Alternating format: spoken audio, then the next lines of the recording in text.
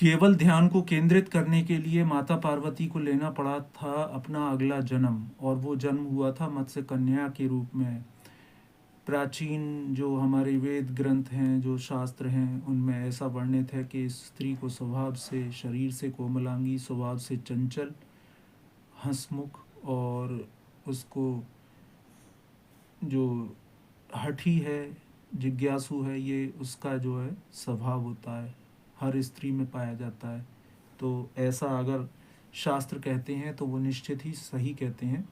और यही चीज़ सेम जो थी वो माता पार्वती के अंदर भी थी। तो उन्होंने जिज्ञासा में एक बार भगवान शिव से पूछ लिया कि प्रभु, आप इतने लोगों को वरदान देते हैं, इतने लोगों को शक्तियाँ प्रदान करते हैं, आप एक प्रदाता हैं, एक डोनर हैं, तो इससे क्या आपकी शक्तियाँ कम नहीं होती हैं?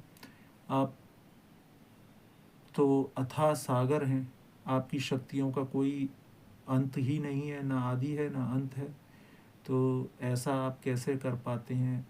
मैं आपकी अर्धांगिनी होने के नाते आपकी शक्तियों का कुछ बूंद भर अंश मैं भी चाहूँगी कि मुझे भी प्राप्त हो, तो मुझे भी वो शक्तियाँ प्रदान कीजिए ना, जिससे आप अलग अलग रूपों में चले जाते हैं, अलग अलग रूपों में बट जाते हैं, कहीं भी आप किसी भी रूप को धारण कर लेते हैं, कोई भी शक्ति का आप इस्तेमाल कर पाते हैं, वो कैसे कर पाते हैं? मुझे भी चाहिए वही शक्तियाँ।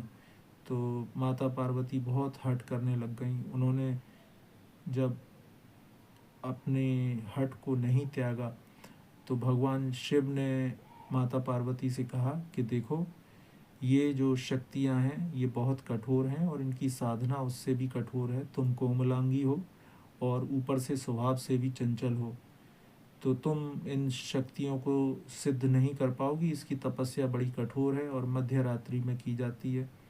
तो अगर तुम्हारा ध्यान भंग हुआ तो घोर अनर्थ हो जाएगा। तो जब माता पार्वती नहीं मानी और जिद करने लगी तो भगवान शिव उन्हें मध्य रात्रि में शमशान में ले गए और वहाँ उन्होंने कपाल साधना शुरू की।